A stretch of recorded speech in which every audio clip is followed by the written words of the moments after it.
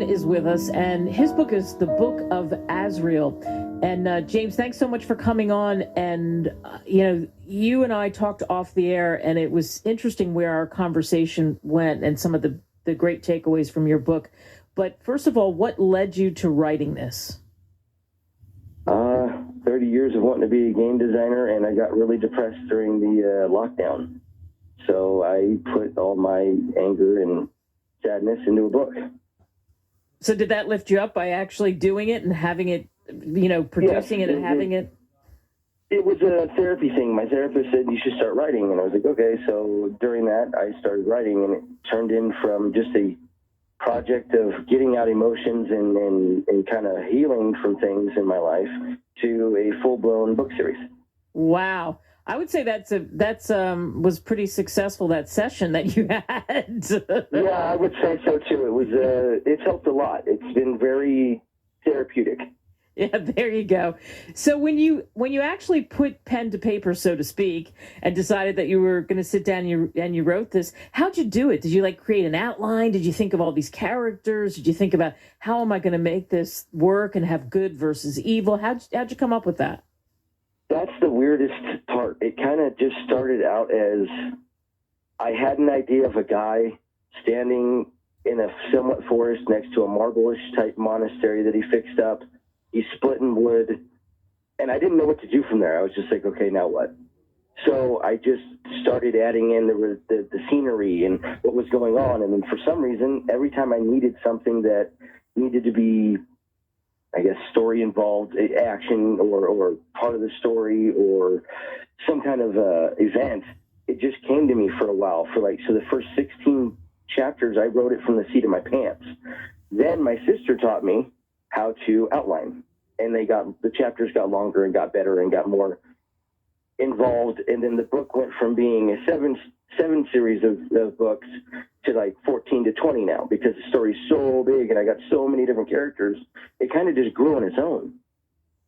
Nice. So as I said, you've got this real battle going on from heaven to hell and everything in between, and Lucifer's opening hell gates and letting the 7 deadly sins, I'm just envisioning that, out of hell and upon the earth. This is so scary. Yeah, it's kind of scary. I derive a lot of that from my childhood. My one of my parents, I'm not gonna say which one, is very religious, and they scared scared me really bad, and I think this is my way of dealing with it. Yeah, there you go. So in the story, tell us about the actual story. What can someone expect if they pick up your book on Amazon or Barnes & Noble? What will they get out of it when they crack it open? Give us a little synopsis of the story. So like you said, Lucifer is opening hell gates. He's using the 7 deadly sins, and God wants to combat this. It's not time for this. This is something that's not in my book, it's not in his doing yet. He's like, okay, you want to do this, Lucifer, but I'm going to have a backup. So he sends Gabriel to talk to Abaddon, and Abaddon is sent to get Azrael to start helping him to shut up the hell gates and to find God weapons and certain other things that are there that are going to be used later in the book, different types of artifacts, like the Holy Grail's in it. The first book's a lot about, I guess, the Christian religion. It's not really about it. It's just there's a lot to it in it from the Bible. And then the next book is going to be a different series of Greek and mythology, and then Norse, and then I'm going to go to Egypt. So I'm trying to do a lot of different things, but I started with what I sort of kind of knew. So I'm hoping they'll get that you treat people good and you should be nice to everybody. So you don't know what their day's like. You don't know if they got mental problems. You don't know what's going on. So that little bit of kindness can go a long way to make that person maybe not hurt themselves and go on to do something better. Oh, I like that. A little bit of kindness, hashtag from James Buffin. Yeah. That's great. And as you said, now you have, all of a sudden, you went from this idea of, okay, let's get the anger out. And you were frustrated and you wanted to be a game designer and all of that. And now you've got this book, and you have others that are following up. Where are you in that process with the other books? I am on I'm halfway through the second book, writing it, chapter 10, and I'm now going back and editing those 10 chapters, and then I'll write the next 10 chapters to finish it, edit that, type it, and then send it into my publisher. Nice. And what does that feel like when you, as you're doing this, and you're getting that done and getting that accomplished, and you know, wow, this next one is pretty soon it's going to be out? Yeah, I take it as this is my video game that I always wanted to make. It didn't work out, and it's still my baby, and I love the story, and I'm hoping to hopefully get it onto a TV show, hopefully make a movie out of it, maybe make a video game out of it one day. I don't know, but I know that none of it worked before. So if you have an idea and you want to do something, and it's just not working, because I did this for like 30 years trying to make video games, just twist it a little bit, change it. I changed it to a book. It worked out well. I like that. So again, think of it as like a jungle gym. You're just not a ladder straight up. There's another way to do this, and you figured out the formula and the way to do it. I agree with you. There's always another way to do it. And I got to say this because for people listening, this is radio, but your book cover is so cool. You have a halo and you have two angel wings, and then it says the Book of Azrael. Yeah. Then what I wanted, me and my sister drew out not me, more my sister drew out the cover, and it was supposed to be a red wing with that same color green wing, all outlined, and the feathers are in gold, and the background is supposed to be black. But they decided, we talked about it to the publisher, that this would be a little more eye-catching. It wouldn't be as dark. I gotcha. Yeah. And it isn't. I think it's uplifting.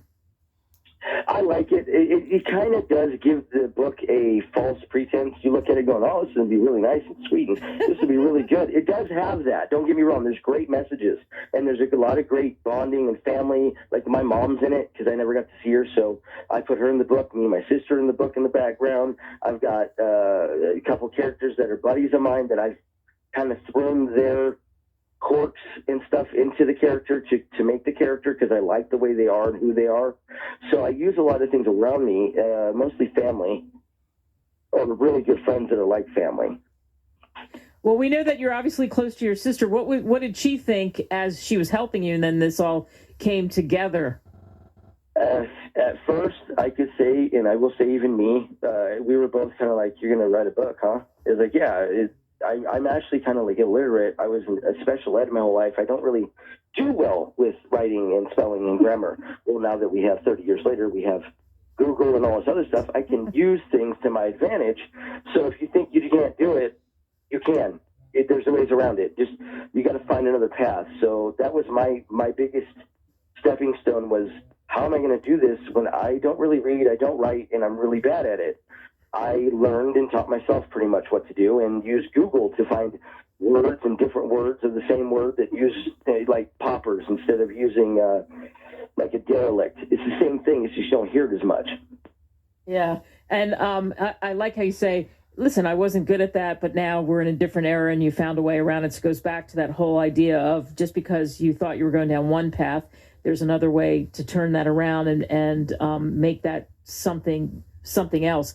And so with the book, with this book, the Book of Azrael, who is your favorite character? Because usually when somebody writes something, they fall in love with one of their characters that just seem to write themselves.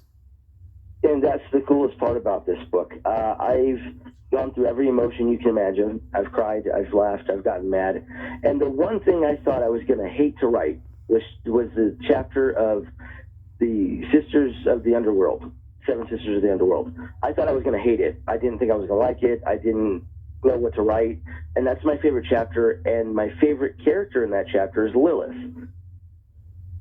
I didn't think she would be. And she's got a long way to go. I got a lot for her in her own book and some other books and this book.